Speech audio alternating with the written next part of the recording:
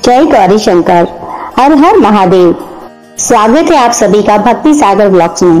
भक्ति सागर ब्लॉग्स आज आपके लिए लेकर आया है हरियाली तीज की कथा, पूजा विधि और महत्व और उसके लाभ को। श्रावण शुक्ल पक्ष की तृतीया तिथि को मनाई जाने वाली हरियाली तीज विशेष रूप से भगवान शिव माता पार्वती के पुनर्मिलन का पावन पर्व है। इस दिन सुहागिनी महिलाएं सौभाग्य, प्रेम, पति सुख की प्राप्ति के लिए व्रत करती है। यह व्रत मुख्य रूप से उत्तर भारत, विशेषकर राजस्थान, उत्तर प्रदेश, बिहार और मध्य प्रदेश में बहुत ही श्रद्धा से मनाया जाता है। इसके पीछे की एक पौराणिक कथा भी सुनेंगे। आइए सबसे पहले एक बार जान लेते हैं कि हमें हरियाली तीज के दिन क्या क्या करना चाहिए, किस प्रकार महिलाएं हरियाली तीज करती हैं। एक दिन पहले ही अपने हाथों में मेहंदी रचाती हैं। दूसरे दिन महिलाएं 16 श्रृंगार करके लहरिया सूट पहनकर सावन के गीत गाते हुए शिव पार्वती के मंदिर में माता पार्वती के लिए 16 श्रृंगार की थाली तैयार करके जाती हैं। शिव जी के साथ उनकी पूजा करती है। ऐसा माना गया है कि इस दिन माता गौरी को 16 श्रृंगार अर्पित करने से अमर सुहाग का वरदान मिलता है। इस दिन जब आप माता गौरी की पूजा करें तब उनकी मांग में सिंदूर अवश्य भरें। 16 श्रृंगार अर्पित करते हुए शिव जी के साथ कलेवा यानी कि मौली से उन दोनों का गठबंधन अवश्य करवाएं।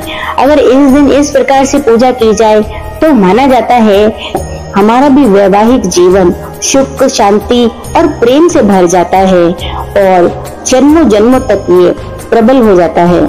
तो इस दिन आप ये कार्य अवश्य करें। महिलाएं इस दिन घर में रंगोली बनाती है। दीपक, सिंदूर, फूल, श्रृंगार सामग्री, फल, मिठाई, पूजन की थाली तैयार कर सभी महिलाएं एक साथ बैठकर हरियाली तीज के दिन सावन के गीत गाती है। आपस में पूजा की थालियां पलटते हुए हरियाली तीज की कथा सुनाती है और अंत में सभी एक साथ मिलकर भोजन करती हैं।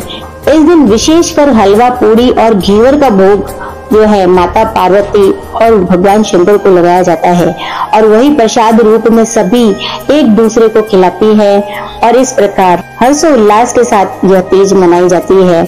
इसी के साथ महिलाएं एक दूसरे को भी सिंदूर लगाकर और उनके हाथ में कलेवा यानी कि काकण डोइला जैसा वह बांधती हैं और मेहंदी भी देती हैं। तो इस दिन माना जाता है कि 108 सुहागिन स्त्रियों को यदि बिंदी, सिंदूर, मेहंदी और काकण डोइला ये चारों अगर उपहार में दिए जाएं तो आपको माता पार्वती की विशेष कृपा प्राप्त होती है।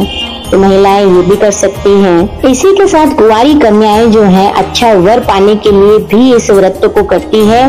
माता पार्वती की पूजा के साथ साथ उन्हें भी शिव जी को दूध, जल, धतूरा आदि चढ़ाकर और बेल पत्र चढ़ाकर उनसे प्रार्थना करनी चाहिए और माता को सिंदूर, चुंदड़ी, मेहंदी आदि अर्पित करके उनसे मन चाहा वर मांग सकती हैं।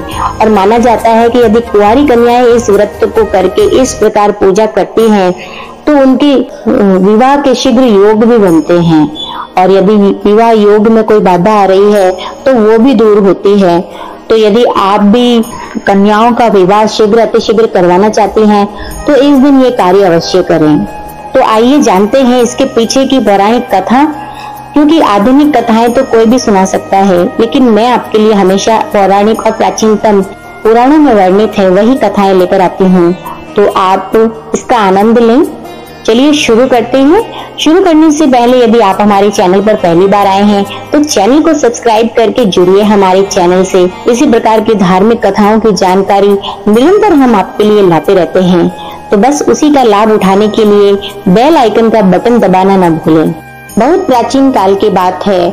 माता पार्वती राजा हिमवान और रानी मेना की पुत्री थी। पार्वती जी को अपने पूर्व जन्म की स्मृति थी जिसमें वे शिव जी से विवाह करना चाहती थी, परंतु वह इच्छा पूर्ण नहीं हो सकी थी। इसी कारण इस जन्म में उन्होंने कठोर संकल्प लिया कि वे तपस्या कर शिव जी को पति रूप में प्राप्त करेंगी। और फिर क्या था, पार्वती जी ने गहन तपस्या आरंभ कर दी और कभी सिर्फ सूखे पत्तों पर, कभी निर्जल रहकर तो कभी वायु पर निर्भर होकर उन्होंने घोर तपस्या की। हजारों वर्ष तक वे तपस्या करती रही। उनका शरीर दुर्बल हो गया और शरीर क्षीण होते होते कंकाल की तरफ बढ़ने लगा, लेकिन मन में शिव के प्रति प्रेम और दृढ़ संकल्प अडिग था। बस फिर क्या था, इतनी घोर तपस्या के बाद शिवजी पार्वती जी की तपस्या से प्रसन्न तो थे ही, पर वे उनके भक्ति की सच्चाई की परीक्षा लेना चाहते थे। तो उन्होंने सोचा कि क्यों ना इनके सतीत्व की परीक्षा ली जाए। और तब भी वे ब्राह्मण वेश में माता पार्वती के समक्ष आए और उनसे कहने लगे, हे कन्या, तुम क्यों इस कठिन तप में लगी हो? शिवजी भला कैसे वर हैं? वे तो शवों के बीच रहने वाले, सर्पों को गहना बनाने वाले और भस्मधारी वैरागी मसानवासी हैं। क्या तुम ऐसे योगी से विवाह करोगी? और पार्वती जी का उत्तर दृढ़ और अटूट था। उन्होंने बिना कुछ सोचे समझे, बस मेरा मन, आत्मा और जीवन शिव के चरणों में समर्पित है। वे जैसे हैं मुझे वैसे ही स्वीकार हैं।